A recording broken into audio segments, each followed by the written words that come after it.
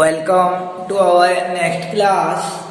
तो आप देखते हैं हम लोग फ्लोरीन तथा क्लोरीन की यौगिक। तो फ्लोरीन तथा क्लोरीन की यौगिक में HCl को देखेंगे। तो पहले देखते हैं क्लोरीन के बारे में। तो Cl2 क्लोरीन, तो पहले इसका बनाने का विधि को देखेंगे। तो क्लोरीन को बनाने का पहला विधि रहता है आपका MnO2 से बनाया जाता है। पहला विधि होता है आपका कि MnO2 से बनाते हैं। तो MnO2 की क्रिया HCl से करवा देते हैं। MnO2 की अभिक्रिया HCl से करवा देते हैं। तो ये H जो है O को ले जाता है, H2O के रूप में बाहर निकल जाता है। तो एक तो O को निकालने के लिए ना दो H की आवश्यकता होती है। तो ऐसे दो O को निकालने के लिए कितना H की आवश्यकता पड़ेगा? 4। तो 4H और 2 से आपका निकल जाएगा 2H2O बाहर निकल जाता है। 2H2O बाहर निकल जाता है। इसके बाद जो है आपका ये Mn फिर 4 में से 2 क्लोरीन के साथ क्रिया कर MnCl2 में बदल जाता है और 2 क्लोरीन बढ़ता है। तो वह Cl2 गैस के रूप में बाहर निकल जाता है। Cl2 गैस के रूप में बाहर निकल जाता है। तो इस प्रकार से ये MnO2 द्वारा बनाया जाता है। MnO2 plus 4HCl MnCl2 plus 2H2O plus Cl2 हो जाता है। दूसरा आपकी पोटेशियम परमैंगनेट यानी KMnO4 से बनाएंगे। तो KMnO4 से बनाते हैं। तो ये MnO2 का अभिक्रिया जो है, तो KMnO4 का अभिक्रिया HCl से करवा देते हैं। KMnO4 का अभिक्रिया जो है HCl से करवा देते हैं। तो यहाँ पे आपका 4 ऑक्सीजन के लिए 8 हाइड्रोजन की आवश्यकता होती है, इसलिए 8H2O लेंगे। यदि 8H लेते हैं तो 8 H और 4 O में से 4H2O बाहर निकल जाता है। 4 यानी 8H और 4 O में से आपका 4H2O बाहर निकल जाता है। इसके पश्चात जो है ये Mn यहाँ के 2 Cl को लेकर MnCl2 के रूप में बाहर निकल जाता है। MnCl2 के रूप में बाहर निकल जाता है। और यहाँ का K जो है वह भी Cl को लेकर KCl के रूप में बाहर निकल जाता है। यानी KCl प्लस MnCl2, क्योंकि K भी धातु है और Mn भी धातु, दोनों Cl की क्रिया करते हैं। तो K क्रिया करेगा KCl, Mn अभिक्रिया करेगा तो MnCl2 बन जाता है। और 8 में से 8 हाइड्रोजन जो 4 ऑक्सीजन को लेकर 4H2O के रूप में बाहर निकल जाती है। उसके पश्चात जो आपका ये 8 Cl में से आपका ये 1 और ये 2 3 Cl जो बाहर निकल जाता है।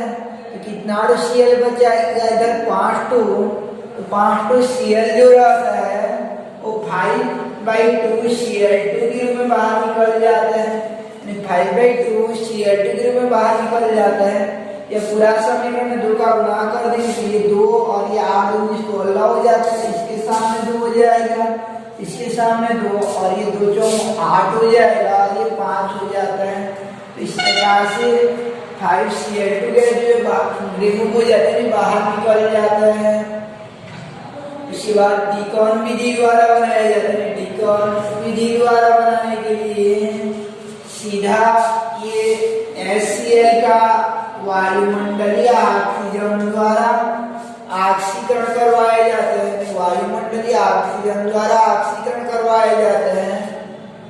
तो ये HCl का 4H और यहाँ का O2 यानी 2H2O बाहर निकल जाता है। आपका 2H2O बाहर निकल जाएगा और 4Cl जो आपका 2Cl2 के रूप में बाहर निकल जाता है। यानी यहाँ के 2 ऑक्सीजन के लिए 4 हाइड्रोजन की आवश्यकता पड़ती है, इसलिए 4HCl लिया जाता है। तो 4HCl प्लस O2 2 हो जाता है आपका 2H2 प्लस Cl2 हो जाता है। तो इस प्रकार ये विधियां था आपका क्लोरीन बनाने का विधियां। तो पहले जो आपका Mn यानी O2 द्वारा बनाया जाता है, MnO2 द्वारा। उसके बाद दूसरा जो है कि KMnO4 द्वारा बनाते हैं पोटेशियम परमैंगनेट। तीसरा डिकन विधि। उसके बाद इसका भौतिक गुण में याद रखे रहना, यह हरी पीली अत्यंत तीक्ष्ण गंध देने वाली विषैली गैस होती है जो कि जल द्वारा अवघटित हो जाती है। उसके बाद इसका कुछ सिंपल रासायनिक गुणों को आप स्वयं ट्राई किए रहना, जैसे हाइड्रोजन से क्रिया करें तो HCl बनता है, क्लोरीन फास्फोरस से क्रिया करें तो PCl5 बनता है।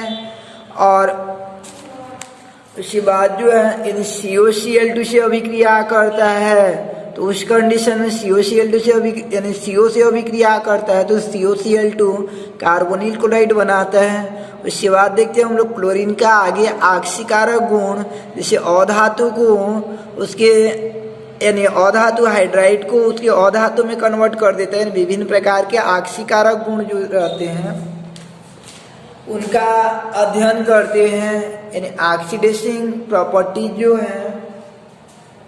तो क्लोरीन का ऑक्सीकारक गुणधर्म यानी क्लोरीन के रासायनिक गुण के अंतर्गत ऑक्सीकारक गुण होता है। तो यह क्लोरीन जो है जल से क्रिया कर पहले जब क्लोरीन को नमी के पास लिया जाता है, जल में डाला जाता है, तो वह 2Cl में से एक तो Cl जो H के साथ अभिक्रिया कर HCl में कन्वर्ट हो जाता है और दूसरा OH के साथ क्रिया कर यानी दूसरा Cl जो है OH के साथ क्रिया कर आपका HOCl बना देता है। यानी एक तो HCl और दूसरा HOCl बन जाता है। Cl2 के साथ अभिक्रिया करवाएंगे तो HCl और HClO बन जाता है। HClO को हाइपोक्लोरस अम्ल कहते हैं। एक Cl EH के साथ अभिक्रिया करता है, दूसरा Cl जो है ये OH के साथ अभिक्रिया करते हैं। तो Cl2 plus HOH change to HCl plus HClO हो जाता है। अब यह HClO जो है अगेंस्ट यह ब्रेक हो जाता है आपका HCl और नवजात O में टूट जाता है। HCl और नवजात O में टूट जाता है और यह नवजात O जो है वह विभिन्न प्रकार के ऑक्सीकरण अभिक्रिया को संपन्न करता है। जैसे धातु को धातु ऑक्साइड में बदल देता है और धातु के हाइड्राइडों को अधातु में बदल देता है। जैसे एग्जाम्पल के रूप में देखेंगे हम लोग H2S का ऑक्सीकरण। तो H2S का ऑक्सीकरण तो ये दोनों समीकरण को लिखेंगे, सभी में जितना भी ऑक्सीकरण अभिक्रिया होगा और नीचे में जिसका ऑक्सीकरण करवाना रहेगा उसको नीचे ले जाएंगे तीसरा स्टेप में और उसका नवजात ऑक्सीजन द्वारा ऑक्सीकरण करवाते हैं। तो ये वो क्या करते हैं, यहाँ के S को निकाल देता है यानी H2S को H2O और सल्फर में बदल देता है यानी H2O और सल्फर में कन्वर्ट कर देता है। अब नवजात हो ये तीसरा समीकरण में कितना लगा, एक तो लगा, इसलिए ऊपर में गुणा करने की आवश्यकता नहीं है। अगर इसमें गुणा नहीं किया जाता तो इसमें भी गुणा नहीं किया जाता है।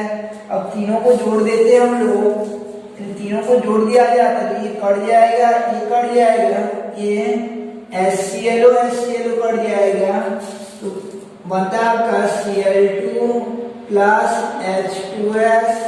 अब ये H2S जल कट जाएगा आपका और ये 2HCl प्लस S हो जाता है। यानी Cl2 क्या करता है कि H2S को HCl में बदल देता है और सल्फर वहां से प्रतिस्थापित हो जाता है। इस प्रकार 3 चरणों में संपन्न होता है। पहला स्टेप में Cl2 अभिक्रिया करेगा HCl और HClO बनाएगा। सेकेंड स्टेप में आपका HCl और नवजात O बनेगा, फिर नवजात O तीसरा स्टेप में जिसका ऑक्सीकरण करवाना रहता है उसके साथ ऑक्सीकरण करवा देता है और तीनों को जोड़ देते हैं तो इस प्रकार से बन जाता है। तो आगे ट्राई किए रहना है, ऐसे ही आप लोग जो हैं ऑक्सीकारक गुणधर्म में नेक्स्ट में ये HI का जो है HI कन्वर्ट हो जाता है आपका I2 में कन्वर्ट हो जाता है।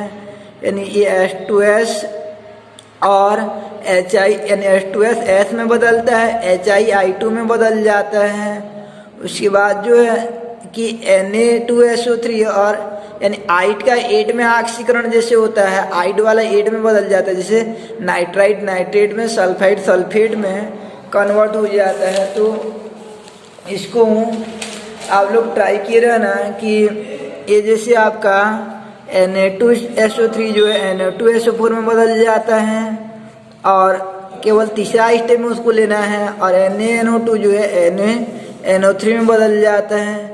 ऐसे आपका अस का ईक में कन्वर्ट हो जाता है, जैसे FeCl2 जो है FeCl3 में बदल जाता है।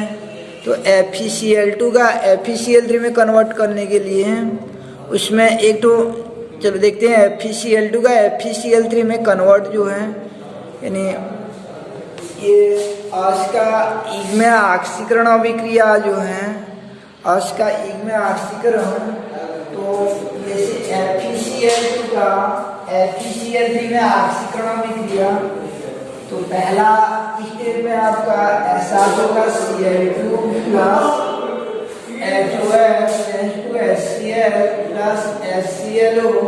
सेकेंड स्टेप में HClO टू HCl प्लस नवजात O में बदल जाते हैं। अब तीसरा स्टेप में क्या कहते हैं, ये FeCl2 जो है उसको अस को ईग में बदलना रहता है, इसमें धन 2 ऑक्सीकरण अवस्था होता है, उसको धन 3 में बदला जाता है। तो जब भी ऐसा Cl2 वाला को Cl3 में बदलना रहता है, यानी Cl वाला लिया जाता है, तो याद रखिए ना इसके साथ HCl को भी लिया जाता है ताकि Cl संख्या बढ़ सके, और फिर ये नवजात O से अभिक्रिया करवाया जाता है। केवल नवजात O से नहीं करवाते हैं, जब भी अस का ईग में बदला जाता है तो यहाँ पे जो ऋणायन रहता है ना, Cl ऋणायन है, तो उसका एक तो अम्ल लेना पड़ता है। जैसे SO4 रहता है तो यहाँ H2SO4 लेना पड़ता है, यानी जो ऋणायन रहता है उसका अम्ल लेना पड़ता है। और क्योंकि ये O जो अब यहाँ की H को लेता है तो 2 H की आवश्यकता पड़ेगी, 2HCl लिया जाता है। अब ये O और यहाँ का 2 H, यानी कुल मिलाकर H2O बाहर निकल जाता है, H2O बाहर निकल जाएगा, और ये FeCl3 जो है फिर बदल जाता है आपका FeCl3 में कन्वर्ट हो जाता है। अब संतुलित करते हैं तो इधर 11 उधर 11, क्लोरीन अलग अलग है, इधर 2 है और 2 4, उधर 3 है, तो इसके सामने 2 गुणा कर देते हैं, इसके सामने 2 गुणा कर देते हैं, तो क्लोरीन भी बराबर हो जाता है। आप जोड़ेंगे तो जोड़ने पर आपका ये नवजात को कट जाएगा, ये HCl कट जाएगा, इधर 2 है और इधर 2HCl, फिर ये HOH कट जाएगा और HClO कट जाता है, तो 2FeCl2 plus Cl2 change to इधर बनता है आपका 2FeCl3 बनता है। तो जब भी ऐसा अस का ईग में ऑक्सीकरण करवाओगे तो उसी स्थिति में याद रखिए रहना कि अस का ईग में ऑक्सीकरण करवाने पर यानी जो ऋणायन रहता है अस के साथ जो ऋणायन, जैसे फेरस क्लोराइड का फेरिक क्लोराइड में परिवर्तन हो रहा है, तो जो ऋणायन रहता है उसका एक तो अम्ल रहता है। ऐसे SnCl2 को ट्राई किए रहना, ये SnCl2 बदलता है आपका SnCl4 में कन्वर्ट हो जाता है, यानी SnCl4 में बदल जाता है इस प्रकार से। उसके बाद देखते हैं हम लोग क्लोरीन का एक विरंजक गुणधर्म, यानी अगला रासायनिक गुण होता है यह ऑक्सीकारक गुण के पश्चात ये अगला रासायनिक गुण है विरंजक गुण। यह क्लोरीन जो है विरंजक गुण को शो करता है, विरंजक प्रॉपर्टीज को शो करता है। तो विरंजक गुण में ऐसा कि नमी की उपस्थिति में जो है आपका नवजात O उत्पन्न करता है, ये नवजात O जो है, और यह नवजात O जो रहता है आपका, यह नवजात O फिर यानी पहले था आपका Cl2 प्लस HOH यानी H2O, ये HCl प्लस HClO में बदलता है, फिर HClO जो रहता है ये HCl प्लस नवजात O में। अब ये नवजात O जो रहता है ये क्या करता है, रंगीन पदार्थ को रंगहीन कर देता है, कलरलेस करवा देता है, कलर को कलरलेस करवा देता है, ये कट जाएगा। तो यहाँ बन जाता है Cl2 plus H2O plus colour, ये चेंज हो जाएगा 2HCl प्लस कलरलेस हो जाता है, रंगहीन हो जाता है। इस प्रकार से रंगीन पदार्थ जो है उसको रंगहीन कर देता है। जैसे पत्तियां जो हैं उसके ऊपर कुछ दवाई नाशक यानी खरपतवार नाशक का उपयोग करने पर वो मर जाता है। क्यों? क्योंकि जैसे ही हम लोग खरपतवार नाशक का उपयोग करते हैं तो उसमें उपस्थित क्लोरोफिल जो है वह कलरलेस हो जाता है, अन्य कलर में बदल जाता है, जिसके कारण जो है प्रकाश संश्लेषण क्रिया नहीं हो पाती। जैसे पौधा जो मर जाता है उसका जड़ पहले नहीं मरता है, तो पत्ती का रंग जो है डिस्कलर हो जाता है, जिसके कारण क्लोरोफिल अभिक्रिया नहीं, प्रकाश संश्लेषण अभिक्रिया नहीं हो पाती और पत्ती जो है मुरझा जाती है। तो इस प्रकार से क्लोरीन क्या करता है, रंगीन पदार्थों को रंगहीन करवा देता है। यहाँ से क्वेश्चन बनता है कि क्लोरीन द्वारा फूलों का विरंजन स्थायी होता है, क्लोरीन द्वारा विरंजक क्रिया स्थायी होता है, जबकि SO2 द्वारा विरंजक क्रिया अस्थायी होता है। क्यों बोल के SO2 द्वारा विरंजक क्रिया अस्थायी होता है, क्यों? ऐसा क्वेश्चन आ जाता है। तो SO2 द्वारा विरंजक क्रिया जो अस्थायी होता है, क्यों? ये प्रश्न आ जाता है। तो SO2 जो विरंजक गुण को शो करता है, यह भी नमी की उपस्थिति में विरंजन क्रिया करता है। तो यह SO2 जो है 2H2O से क्रिया कर H2SO4 और नवजात H देता है। अब ये नवजात H क्या करता है, रंगीन पदार्थ को रंगहीन में बदल देता है, कलरलेस करवा देता है। तो रंगीन पदार्थ को रंगहीन करवा देता है। तो SO2 प्लस 2H2O प्लस रंगहीन, ये बदल जाता है आपका रंगहीन प्लस H2SO4, तो रंगहीन पदार्थ में यह बदल जाता है। ये SO2 वाला विरंजन क्रिया का समीकरण होता है और ये क्लोरीन द्वारा विरंजन क्रिया का समीकरण होता है। क्वेश्चन आता है क्लोरीन द्वारा विरंजन क्रिया स्थायी होता है किंतु SO2 द्वारा विरंजन क्रिया अस्थायी होता है। क्यों? इस टाइप का क्वेश्चन आ जाता है। तो इसका रीजन क्या हो जाएगा आपका कि SO2 द्वारा जो विरंजन क्रिया हो रही है वो नवजात हाइड्रोजन द्वारा संपन्न हो रही है, और नवजात हाइड्रोजन द्वारा संपन्न होने वाला अभिक्रिया जो है वह वायुमंडलीय ऑक्सीजन द्वारा पुनः ऑक्सीकृत हो सकता है। यानी ये हाइड्रोजन जो रहता है वह वायुमंडल की ऑक्सीजन द्वारा ऑक्सीकृत हो जाता है और रंगहीन पदार्थ फिर से रंगीन में कन्वर्ट हो जाता है, इसलिए नॉन स्टेबल अस्थायी रहता है। बट ये क्लोरीन द्वारा जो विरंजन क्रिया होती रहती है इसमें ये नेसेंट हो या नवजात ऑक्सीजन द्वारा क्रिया होती रहती है। तो इस स्थिति में यह वायुमंडलीय ऑक्सीजन से फिर क्रिया नहीं कर पाता, क्योंकि ऑक्सीजन ही पार्टिसिपेट हुआ है जबकि उसमें हाइड्रोजन पार्टिसिपेट हुआ था, इसलिए वो वाला क्या रहता है, नॉन स्टेबल अस्थायी रहता है। इस प्रकार आपका उत्तर क्या हो जाएगा कि क्लोरीन द्वारा फूलों का विरंजन प्रक्रिया नवजात ऑक्सीजन, जबकि SO2 द्वारा फूलों का विरंजन नवजात हाइड्रोजन से होता है, और यह नवजात हाइड्रोजन पुनः वायु के संपर्क में आने पर ऑक्सीकृत हो जाता है, इसलिए यह अस्थायी होता है, जबकि Cl2 द्वारा फूलों का विरंजन क्रिया स्थायी होता है। तो इस प्रकार से ये था आपका विरंजन प्रोसेस जो है, यानी विरंजन क्रिया, यानी इसका क्वेश्चन है कि SO2 द्वारा फूलों का विरंजन क्रिया स्थायी जबकि Cl2 द्वारा अस्थायी होता है। क्यों? तो Cl2 द्वारा स्थायी और SO2 द्वारा अस्थायी, तो Cl2 द्वारा विरंजन क्रिया जो है नवजात ऑक्सीजन से संपन्न होती है, जबकि SO2 द्वारा विरंजन क्रिया नवजात हाइड्रोजन संपन्न होती है, और नवजात हाइड्रोजन ऑक्सीकरण होने की संभावना होती है, जिसके कारण SO2 द्वारा विरंजन क्रिया अस्थायी होती है। तो इस प्रकार ये Cl2 वाला समीकरण हो जाएगा आपका, यानी Cl2 वाला समीकरण हो जाता है, और ये दूसरा हो जाएगा आपका SO2 द्वारा विरंजन क्रिया हो जाता है। उसके बाद एक नोट्स या याद रखे रहे ना, प्रतिक्लोर या एंटीक्लोर, तो कभी कभी क्लोरीन द्वारा विरंजन क्रिया संपन्न होती रहती है, उसके पश्चात शेष क्लोरीन बच जाता है, यानी कुछ एक्स्ट्रा क्लोरीन बच जाता है, तो उसको हटाने के लिए, क्योंकि क्लोरीन जहरीली टाइप का होता है, तो क्लोरीन को हटाने के लिए एक दूसरा पदार्थ का उपयोग करते हैं जिन्हें एंटीक्लोर या प्रतिक्लोर कहा जाता है। क्लोरीन को हटाने वाला पदार्थ को प्रतिक्लोर या एंटीक्लोर कहते हैं।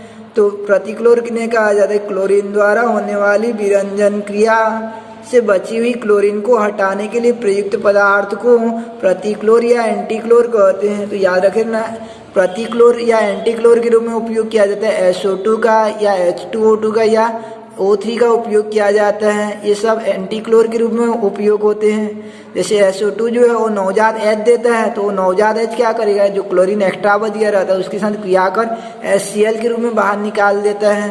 तो इस प्रकार से यह एंटीक्लोर या प्रतिक्लोर हो जाता है।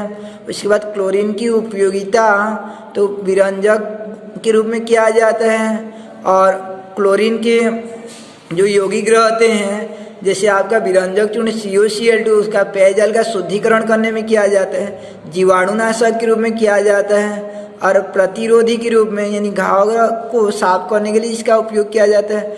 और विभिन्न प्रकार के जैसे रासायनिक दवाइयाँ, जैसे आपका कार्बन टेट्राक्लोराइड, क्लोरोफॉर्म और यानी क्लोरोफॉर्म, DDT, BSC आदि बनाने के लिए क्लोरीन का उपयोग किया जाता है। और जहरीली गैस जैसे आपका COCl2, अश्रु गैस जैसे CCl3NO2 और मस्टर्ड गैस यानी मस्टर्ड गैस, इनको बनाने में उपयोग किया जाता है। तो ये था आपका क्लोरीन, और क्लोरीन का यानी बनाने का विधि, भौतिक गुण, रासायनिक गुण व दैनिक जीवन में उपयोगिता। उसके बाद स्टार्ट करते हैं हम लोग क्लोरीन के एक यौगिक HCl का बनाने का विधि, भौतिक गुण, रासायनिक गुण व दैनिक जीवन में उपयोगिता।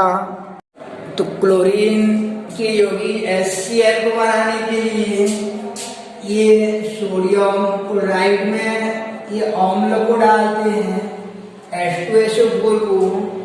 तो यहाँ पे एक सोडियम होने के कारण यहाँ से एक हाइड्रोजन रिप्लेस होता है, तो ये H2SO4 दो भाग में टूटता है, एक तो H+ और एक तो HSO4- चार्ज के रूप में।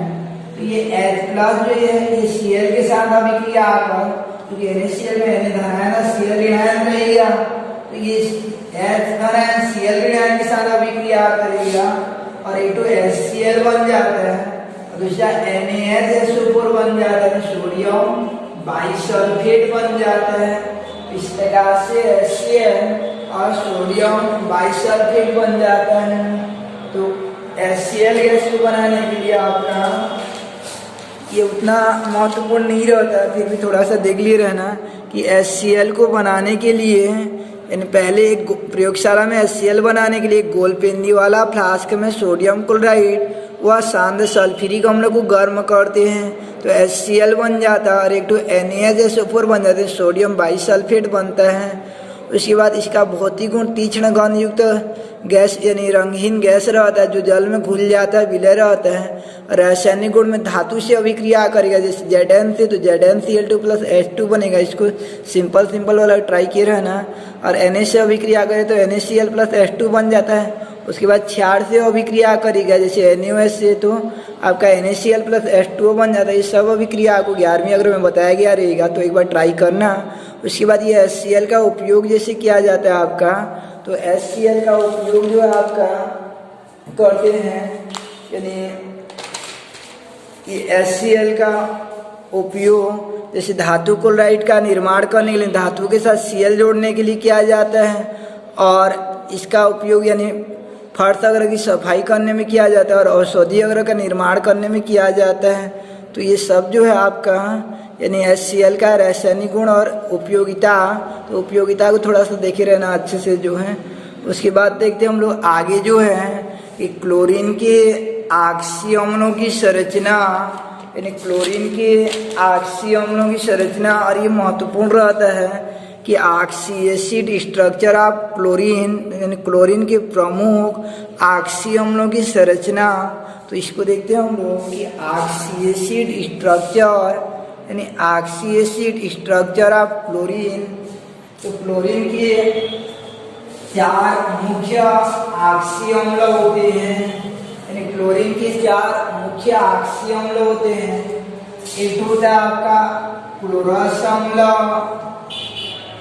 और एक होता है क्लोरस अम्ल और एक होता है आपका क्लोरिक अम्ल, यानी क्लोरस अम्ल और क्लोरिक अम्ल होता है, यानी क्लोरिक अम्ल हो जाता है।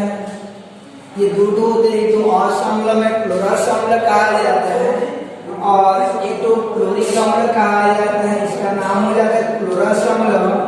सूत्र होता है आपका HClO2 होता है, यानी HClO2 हो जाता है और ऑक्सीकरण निकालेंगे ये Cl, केंद्रीय परमाणु Cl रहता है तो उसका ऑक्सीकरण निकालेंगे तो इसमें 3 आता है और इसमें आपका क्लोरिक अम्ल यानी ऑक्सी अम्ल का नाम होता है क्लोरिक अम्ल और उसका सूत्र होता है, याद रखे ना, HClO3 होता है क्लोरिक अम्ल का, उसका ऑक्सीकरण भी 5 हो जाता है, ये 2 हो जाते हैं।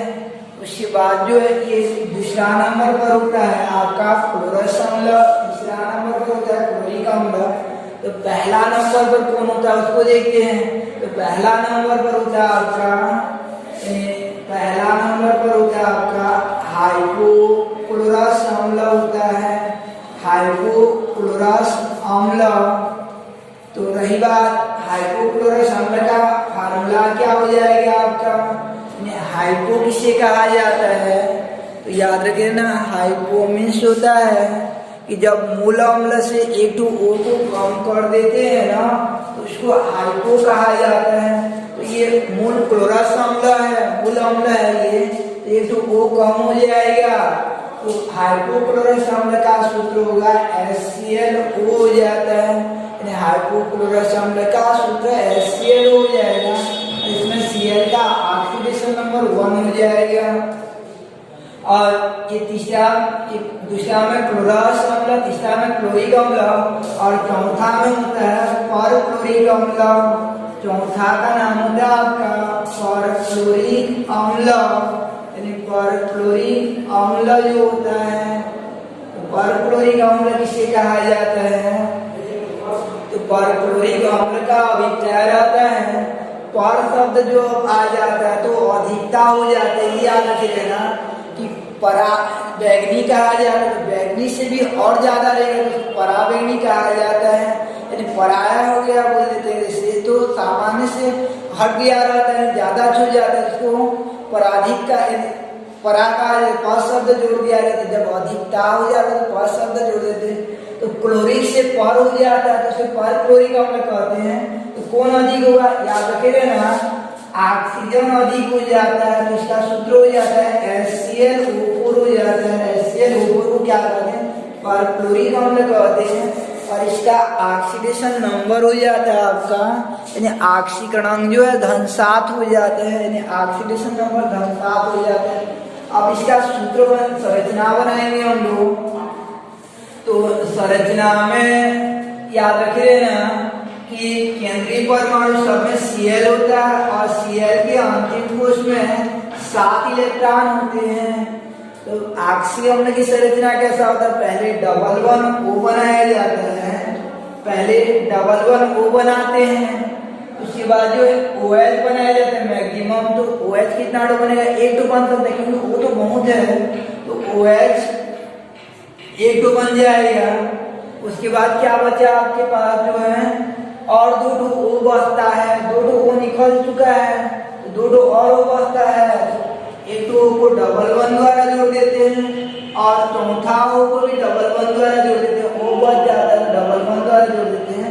तो ये हो जाता है आपका HClO4 का संरचना, ये सीमा पाई और ये सीमा और ये पाई और केंद्रीय परमाणु में sp3 संकरण होता है, इसकी क्षारीयता 1 हो जाएगा। ऐसा स्टार संरचना बनाएंगे तो इसमें जो आपका पहले जो डबल वन O बनाएंगे, फिर मैक्सिमम OH 1 तो बनेगा, फिर उसके बाद जो है 3 O में से 2 निकल चुका है, तो तीसरा आपको डबल डबल बॉन्ड द्वारा जोड़ देते हैं। और चौथा वो नहीं है, इसलिए क्या होगा यहाँ पे एकाकी इलेक्ट्रॉन में छूट जाएगा। तो ये सिग्मा, ये पाई, ये सीमा, ये पाई और ये सीमा हो जाता है। वही sp3 संकरण होगा क्योंकि सीमा बनती है और एकाकी इलेक्ट्रॉन जो है आपका एक हो जाता है। ऐसे HClO2 का संरचना बनाएंगे। तो पहला काम जो आपका पहला काम रहता है कि डबल बॉन्ड O बनाना, दूसरा काम मैक्सिमम OH बनाना। तो दो O में से पहला डबल बॉन्ड O बनता है, दूसरा OH बनता है। उसके बाद जो आपका कि और जुड़ने के लिए कोई भी ऑक्सीजन नहीं बचा है तो इसको एकाकी इलेक्ट्रॉन के रूप में छोड़ दिया जाता है। लोन पेयर ऑफ इलेक्ट्रॉन के रूप में छोड़ देते हैं। सिग्मा पाई सिग्मा, तो कौन सा हाइब्रिडाइजेशन हो जाएगा आपका sp3 हो जाता है। तो क्लोरस समूह का संरचना हो जाएगा। और पहला होता है आपका हाइड्रोक्लोरस अम्ल की संरचना है, हाइड्रोक्लोरस अम्ल की संरचना। तो इसमें 7 इलेक्ट्रॉन होता है। क्लोरीन के चारों जो 7 इलेक्ट्रॉन होता है, यानी क्लोरीन के चारों 7 इलेक्ट्रॉन होता है। तो इसको एक तो अपवाद के रूप में याद रख लेना कि HClO में जो है आपका पहले डबल बॉन्ड O नहीं बनता है, पहले जो एक तो OH बन जाता है। इसको अपवाद में याद रख लेना। और बाकी और ऑक्सीजन नहीं है तो ये लोन पेयर ऑफ इलेक्ट्रॉन के रूप में छूट जाता है, लोन पेयर ऑफ इलेक्ट्रॉन के रूप में छूट जाते हैं। तो यहाँ पे A2OH और 3 Lp, यहाँ पे A2OH और A2 डबल बॉन्ड और 2 Lp, यहाँ पे A2OH 2 डबल बॉन्ड और A2 Lp, यहाँ पे A2OH और 3 डबल बॉन्ड, यानी डबल बॉन्ड बढ़ता जाता है और Lp जो कम होता जाता है। इसमें भी वही sp3 संकरण हो जाता है। तो ये हो जाता है आपका क्लोरीन के ऑक्सीजन की संरचना, यानी ऑक्सीएसिड स्ट्रक्चर ऑफ क्लोरीन हो जाता है। उसके बाद कुछ नोट याद रख लेना कि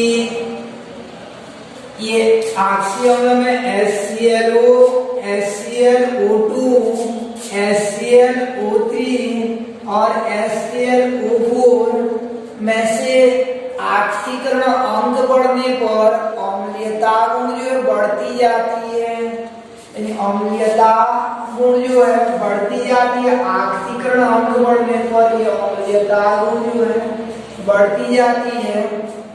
ऑक्सीकरण अंग बढ़ने पर अम्लीयता गुण बढ़ती जाती है। तो ऑक्सीकरण इसका ज्यादा था HClO का, तो ये सर्वाधिक अम्लीय हो जाएगा और ये थोड़ा सा कम और सबसे कम ये हो जाता है। तो ऐसा क्यों होता है? तो अगर ऑक्सीकरण ज्यादा है HClO4 में तो उसके ऊपर एक प्रकार का धनावेश साथ है, तो इसका ज्यादा धनावेश है तो ये OH को सरल यानी OH को तीव्रता से अपनी ओर जुड़ा रहेगा। ये OH को जो है बहुत तीव्र यानी बहुत स्ट्रॉन्ग बॉन्ड से ये जुड़ा रहता है OH को। तो OH आसानी से नहीं टूटता है, OH आसानी से नहीं टूटता है तो उसकी क्षारीयता कम होगा। क्षारीयता कम है मीन्स होता है अम्लीयता ज्यादा होगा। ऑक्सीकरण ज्यादा है या केंद्रीय परमाणु का आकार छोटा है यानी उच्च आवेश घनत्व है तो OH दृढ़ता से बंधा रहेगा। उसी स्थिति में OH नहीं टूटेगा तो क्षारीयता कम होगा तो अम्लीयता ज्यादा होगा। ऐसे जो है इनको याद रख लेना। दूसरा नोट में जो है कि ये HClO, HBrO और HIO तो सबसे छोटा आकार जिस केंद्रीय परमाणु का होगा या जिसका आवेश घनत्व उच्च होगा या ऑक्सीकरण उच्च होगा वो ज्यादा अम्लीय होता है। तो ये था आपका ऑक्सीएसिड स्ट्रक्चर ऑफ क्लोरीन। तो नेक्स्ट क्लास में हम लोग देखेंगे अंतर हैलोजन यौगिक किन्हें कहते हैं और अंतर हैलोजन यौगिकों के प्रकार।